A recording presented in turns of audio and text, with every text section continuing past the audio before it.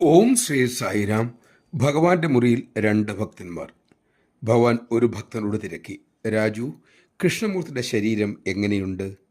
അദ്ദേഹം പറഞ്ഞു, സ്വാമി, അദ്ദേഹം നന്നായിരിക്കുന്നു. ഭഗവാൻ പുഞ്ചിരിയോടെ പറഞ്ഞു, പക്ഷെ അവൻ പാർട്ട് ടൈം ഡിവോട്ടിയാണ്. അത് കേട്ട് അവർ രണ്ടുപേരും ചിരിച്ചുപോയി. തിരിച്ചു കുറഞ്ഞപ്പോൾ കൃഷ്ണമൂർത്തി ചിന്തയിലാണ്ടു. എന്തായിരിക്കാം സ്വാമി അങ്ങനെ പറഞ്ഞത്? താൻ പാർട്ട് ടൈം ഡിവോട്ടി തന്നെയാണോ? അദ്ദേഹം തൻ്റെ സമയം എങ്ങനെ ചിലവാകുന്നു എന്ന് കണക്കുകൂട്ടി നോക്കി. തിരിച്ചും മറിച്ചും ചിന്തിച്ചു. ഫുൾ ടൈം ഭക്തനാകാൻ എന്തു ചെയ്യണമെന്ന ചിന്തയും വർദ്ധിച്ചു. അങ്ങനെ 2 മാസം കഴിഞ്ഞു.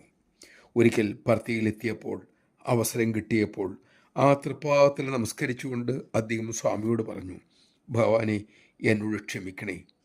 ഭഗവാൻ വിസ്മയത്തോടെ ചോദിച്ചു, അതിന് നീ എന്ത് തെറ്റാണ് ചെയ്തത്? അദ്ദേഹം കൂപ്പുകയോടെ പറഞ്ഞു, സ്വാമി പറഞ്ഞല്ലോ ഞാൻ പാർട്ട് ടൈം ഡിവോട്ടിയാണെന്ന്. ഫുൾ ടൈം ഡിവോട്ടിയാകാൻ ഞാൻ എന്തു ചെയ്യണം സ്വാമി? എനിക്ക് ഉപദേശിച്ചാലും.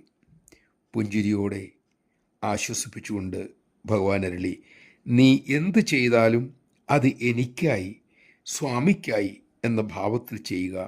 അതാണ് ഫുൾ ടൈം ഡിവോഷൻ. ജയ് സായിരാം. ഗീത അരുളുന്നു, യത് കരോഷി യദശ്നാസി യജ്ജുഘോഷി ദദാസി യത് യത്തപസ്യസി കൗന്ദേയ തത്കുരുഷ മതർപ്പണം. ചിന്തിക്കുന്നതും പറയുന്നതും പ്രവർത്തിക്കുന്നതും എന്തു ചെയ്യുന്നതും ഭഗവാൻ അറിയുന്നു, ഭഗവാൻ തൃപ്തിയാകണം എന്ന ഭാവത്തോടെ ചെയ്യാൻ നമുക്ക് സാധിക്കട്ടെ. അതിനുള്ള വിവേകവും ശക്തിയും ഭഗവാൻ തന്നെ നമ്മിൽ ചൊരിയട്ടെ.